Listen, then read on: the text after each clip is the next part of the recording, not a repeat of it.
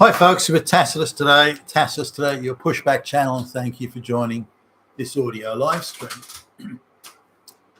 When you read, and I'm assuming if you're from any Western sort of educational background, you would have read or at least be aware of the novel, and if not the novel, certainly the 1960s movie, To Kill a Mockingbird.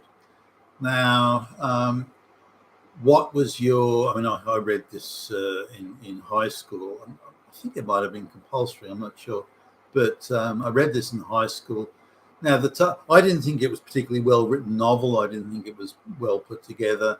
Even as a kid, I speculated this was kind of borderline propaganda, I think. But nonetheless, I came away with the view that I didn't take the race. I saw the racist angle here, that the black person was being, unfairly tried and punished here. But I took the view that the justice system was subverted by those, firstly, that would bear false witness, and that's a very Christian question, which I'll come back to in a moment.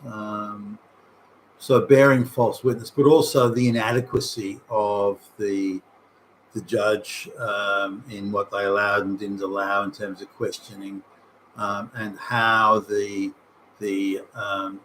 so much was falling between the cracks rather than it was being a completely impartial, rigorous system of evidence testing and administration of justice. So my takeaway is, even as a kid, was that there are those that had subverted and perverted justice, whether through bearing false witness or just sloppy practices. It didn't really matter, but it was being perverted. And for some reason, I saw that. And I remember, having that view. Bear in mind, we're talking a teenager here, so but I don't recall anyone else having that view. And I remember explaining, well, this is how I sort of interpret the novel and the message within. That there are those who had hijacked the justice system and perverted it, and it wasn't about race. Those who bothered to give it any thought at all saw it only as a race issue. So they saw it, if we stop the discrimination against black people, then it's all fixed. There is no other problem left to consider. Just that. That's all we have to do. Make sure black people aren't discriminated against, and we're good to go. And I was horrified by this at the time. I went, no. The justice system itself has been perverted. It just happened to be a black guy that was getting it in the neck on this occasion, but it could have been anybody you don't like, anyone you don't agree with, or anyone, that sort of thing.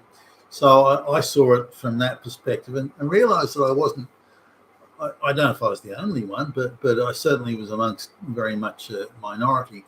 Now, there's a question, there's a Christian question, because in the Ten Commandments, assuming we have any sort of still any attachment to those in the modern era, there's, apart from don't kill or steal and everything, there's thou shalt not bear false witness.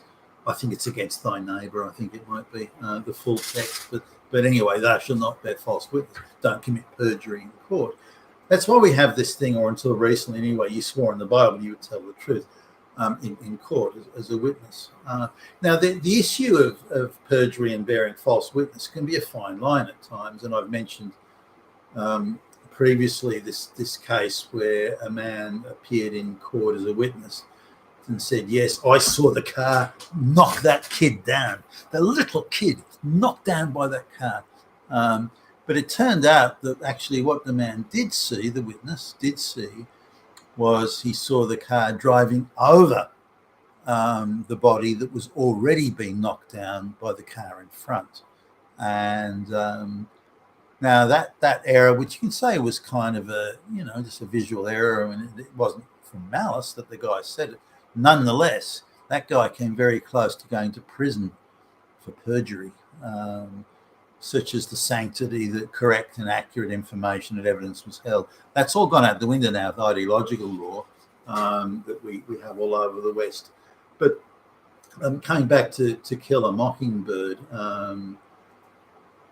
is To Kill a Mockingbird actually about, if we look at it sort of more holistically, is it about the justice system in this town was subverted, and perverted by, again, those who would bear false witness, and as I mentioned a moment ago, sloppy procedures.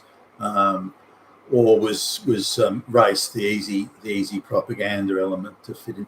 Now, during that time in America, there was a big push on in the late 1950s or mid to late 1950s, and even earlier than that, by Marxists, and they were nearly all Jewish, by the way, Marxist activists to create what they perceived and their cognizance was the equality of black people. Now, the Jews this was very much a cause celeb for Jewish activists during the day, back in the time, still today, and they were running around the southern states of the United States, stirring up and agitating and promoting and funding various propaganda and trying to discuss sort of Marxist type ways of oppressor and oppressed and this type of thing. And again, you couldn't go anywhere in any direction and not see the majority of these people being Jewish activists. So now, if we look at To Kill a Mockingbird, it wasn't a particularly good novel, I didn't think. And I look at it, I come back in today saying, well, is there some sort of literary genius in there that I didn't see? Harper Lee, the author, was hardly someone to be, I think, accurately or usefully conveying this message. There's a lot of feminist, radical feminist, even lesbian stuff in the depiction of Scout, the girl who's running around beating up all the boys in town, that sort of thing. And so To Kill a Mockingbird was a Jewish project. It was an ordinary, if not subpar novel, but it was seized upon by the activist class and money was thrown at it. The movie wasn't too bad, I guess. I mean, I look at it as a bit, but Gregory Peck was in it. And I thought it was sloppily handled because they wanted to push the racial theme rather than the failure of the justice system. So I think the movie failed in that regard to say, well, all perjury is bad, not perjury against black people.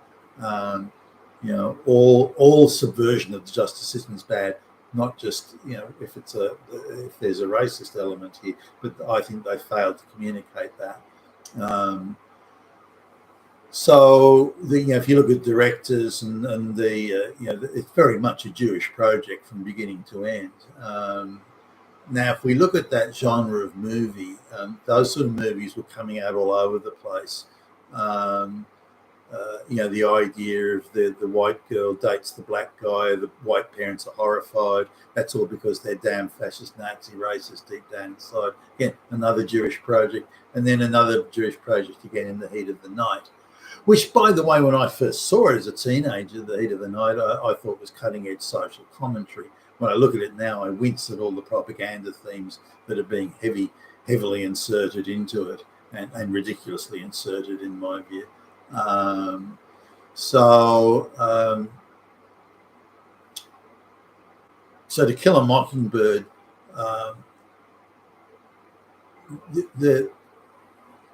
the concern I have that it's again, and I've noticed some videos recently, that it's being used as it just shows how racist America was. No, it doesn't. It shows how the justice system failed. Because no matter who comes in front of the court, whether they're black, brown, green, lesbian, Martian, or whatever, it doesn't matter. They're entitled to exactly the same quality of justice, due legal process, rules of evidence as anyone else. And if anyone who cannot see that, then you're part of the problem, not the solution, in my view, at least.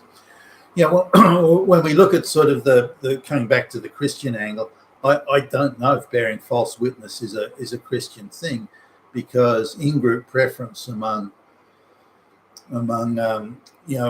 black people or tribal groups, third world groups, Indians, Bangladeshis, doesn't matter, Muslims, you're not committing perjury if you're telling lies to a non-believer or someone outside of your racial diaspora or someone outside of your family. Then it's not perjury. It's not subverting justice. You're just supporting your people, and there's nothing wrong with that. You're allowed. In fact, you're an idiot if you don't do it. The white people are stupid because they have this idea of objective impartial justice, so they're the idiots. We're the people that are supporting what should be supported. And again, the Christian thing, going back to, say, King Solomon and the wisdom of Solomon, where there's two women both claiming to be the mother of this child, and Solomon says, okay, well, we'll cut the child in half, and you have half each, problem solved. And one woman instantly said, no, don't harm the child, the other woman can have it. And then Solomon knew that the gloating, the gloating, smirking woman, in fact, was not the mother. But when we look at justice, anything outside of the blind, impartial, objective justice, which has been completely dismembered and dismantled by the globalists, by the way, because again, that gets in their way. They can't have that sort of justice system.